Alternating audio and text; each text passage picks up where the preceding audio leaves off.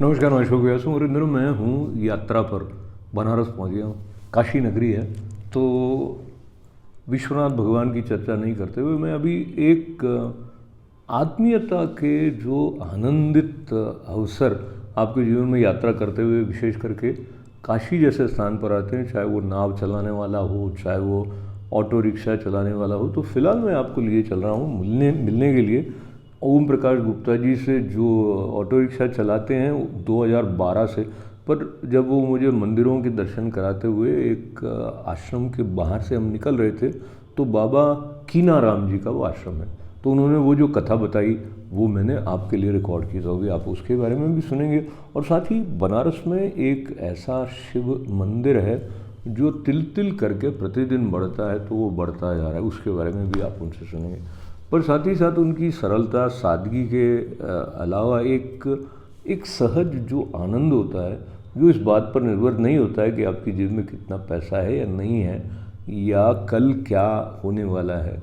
एक आश्वस्ति का जो भाव है, जो कि करोड़ों रुपए की दौलत से भी नहीं खरीदा जा सकता है, वो कुछ मनुष्यों में सहज हमको देखने को मिल जाते हैं। तो आइए मिलते हैं ओम प्रकाश गुप्ता जी। ऑटो रिक्शा चला रहे हैं वो काशी में इन दिनों। तो बनारस में मेरा सौभाग्य हुआ कि मैं ओम प्रकाश गुप्ता जी के साथ बैठा हूँ।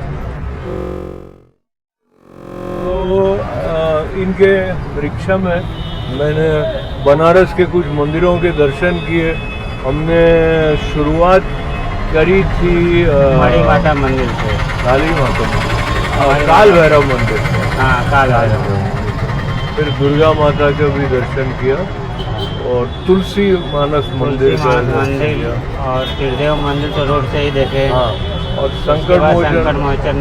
हाँ, ये 5 मंदिर आपको हुआ। तो इसके बाद आप रास्ते में आते हुए आपको दिखाएं कीनाराम बाबा का। हाँ, ये बहुत पुराना कहानी है, रोचक कहानी है। तो एक तो मैं ऐसे बताऊँ, रोचक कहानी के साथ साथ जो दृश्य था ना, ऐसा लग रहा था बहुत ही अच्छा क्वालिटी का एक आश्रम बना हुआ है। और तो नाम था बाबा कीनाराम।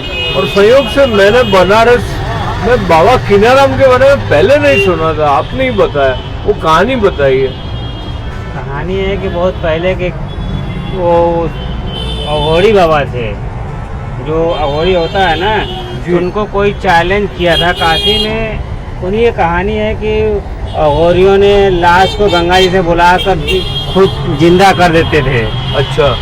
तो ऐसे कीनाराम बाबा का देन था, कोई उनको चैलेंज दे दिया था ये काशी पे, मनकनिका घाट पे। हाँ। तो गंगा जी में लाश बहते हुए उन्होंने बुलाया, अपने पास बुला कर कहें बेटा, कुछ भी नाम देकर उनको बुलाएं बेटा उठ जाओ। वो खड़े हो गया, आजीवन जीवित हो गया। तो उससे लोग प्रभावित हो गए, लसा लोग पूजने लगे उनको देवता मानकर। उससे पहले नहीं पूछते थे, उसमें सिद्धि पे थे। उसके बाद यहाँ का राजा का जब मालूम चला, बुलाया, उनका दरबार लगा, तो वो अपने स्थान के लिए जगह मांगे। तो कहें कि आप जितना तक बाथरूम कर सकते हैं उतना हम आपको जमीन पूरा दे सकते हैं। अरे राजा का नाम याद है क्या? काशी नरेश। काशी नरेश थे? कौन थे? काशी नरेश राजा, यहाँ के राजा थे ना ये। हाँ, उस समय तो राजा ही सही चल रहे। कब की बात है, याद है क्या? 100 साल, 2 साल?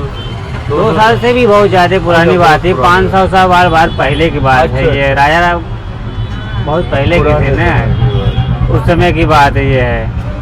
तो उनको वो स्थान मिल गया, तभी तो वहाँ पे सिद्धि करते रहे, लोग दरबार लगते रहे। जब उनका डेट हो गया तो वहाँ पे उनको समाधि देकर वहीं पे पूजा जा रहा है। और शाम के समय वहाँ एक तालाब बना हुआ है, बंगुरी मछली का वहाँ भोग लगता है। मछली का भोग लगता है? मछली का भोग लगता है।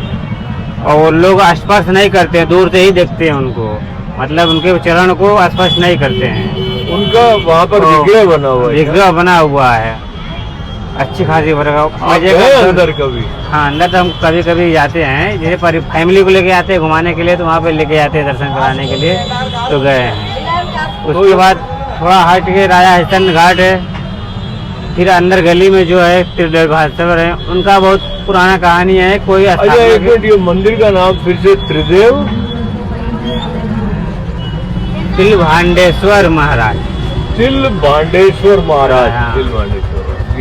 तो इनका कहानी है कि हर रोज इनका उत्पादन बढ़ता रहता है।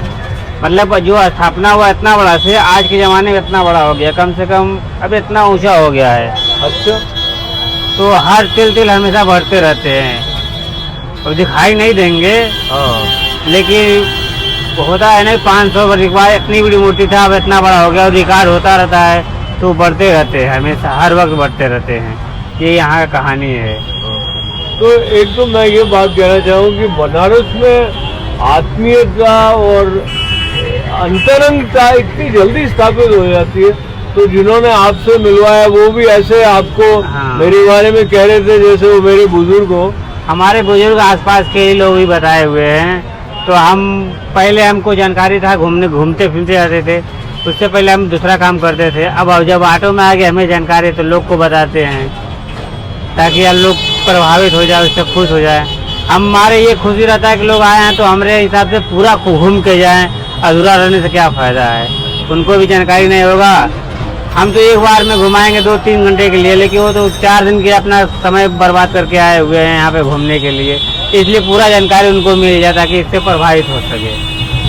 तो बहुत सारा धन्यवाद। 2012 से आप चला रहे हैं ऑटो? तो अभी ऑटो चला रहे, तो बहुत बदल गया है बनारस। हाँ, बनारस बहुत बढ़ गया, परिवर्तन भी बहुत सा हो गया, रास्ता भी बहुत बदल गया। लोग जो बहुत पहले आए होंगे तो देखेंगे तो रास्ता भटक जाएंगे।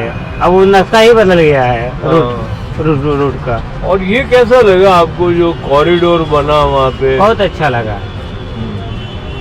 सुविधा भी हो गया। पहले खड़े होने की जगह नहीं रहता, आदमी का पाँव के पाँव पर कभी कभी इसे लाइन में खड़े रहते धक्का लग जाता था। अब वो सिस्टम खत्म हो चुका है। अब लाइन बाई लाइन आइए, अब आराम से आइए, खड़े होने में कोई दिक्कत नहीं था ना। पहले खड़े होने के लिए जगह नहीं था, आदमी 1-2 गिर जाए तो अगर एक आदमी गिर गया तो उसके उठाते तो 10-20 गिर जाए, 10-20 के चक्कर में 100-200 में भगदड़ हो जाता था। अब वो सिस्टम खत्म हो चुका है।